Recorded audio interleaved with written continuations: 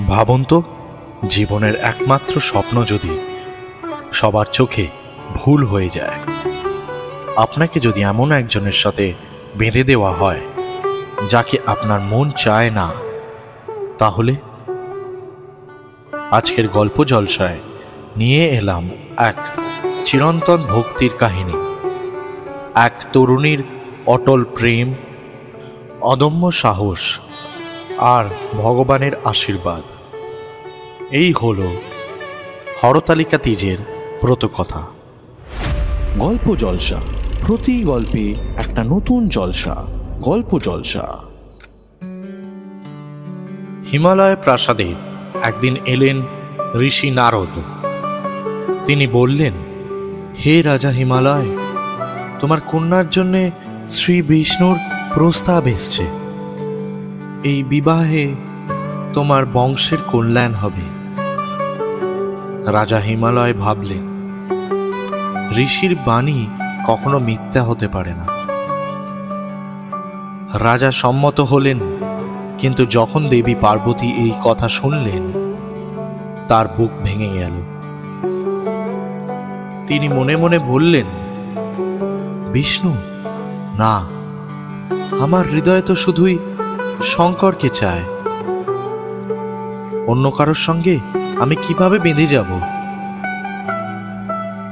চোখে জল নিয়ে সখীর সঙ্গে পালিয়ে গেলেন অরণ্যে। সেখানে পাহাড়ের গুহার ধারে নদীর নির্জনে শুরু করলেন কঠোর তপস্যা। অন্ন নয়, জল নয়, শুধু ঠোঁট নড়ছে। ওম নমঃ শিবায়, ওম নমঃ শিবায়। দিন কেটে গেল, ঋতু বদলালো। প্রচণ্ড রোদে শরীর পুড়ল, বর্ষার জলে ভিজে গেলেন। শীতের রাতে হিমেল বাতাসে কাঁপলেন, তবুও নড়লেন না। তার এই ভক্তিতে দেবালোক বিস্মিত হল। কৈলাসে বসে মহাদেব নিজেই অনুভব করলেন এই প্রেম আর একাগ্রতার শক্তি।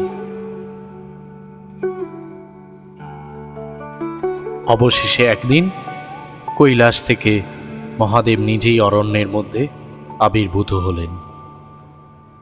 তিনি গভীর কণ্ঠে বললেন, হে গৌরী, আমি জানি তোমার অন্তরের বাসনা।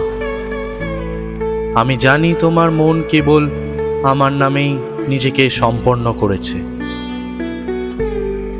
তোমার এই একাগ্রতা, তোমার ভক্তি আমাকে জয় করেছে। পার্বতীর চোখে অশ্রু ঝলমল করল, ঠোঁটে ফুটল শান্ত এক হাসি।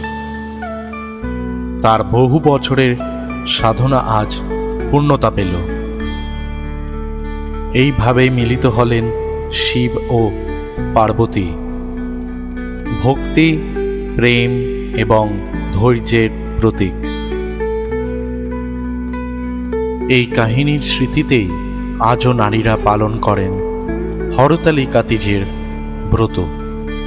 কেউ প্রার্থনা করেন স্বামীর দীর্ঘ আয়ুর জন্য, কেউ আবার কামনা করেন শিব পার্বতীর মতো জীবনসঙ্গী।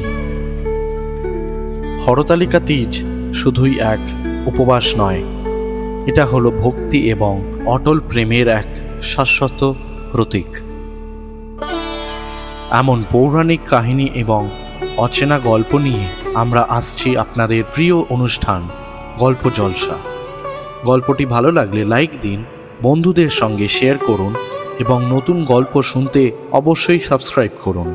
আবার দেখা হবে পরের গল্পে। ততদিন পর্যন্ত ভালো থাকুন, গল্পের সঙ্গে থাকুন। গল্প জলসা, প্রতি গল্পে এক নতুন জলসা। গল্প জলসা।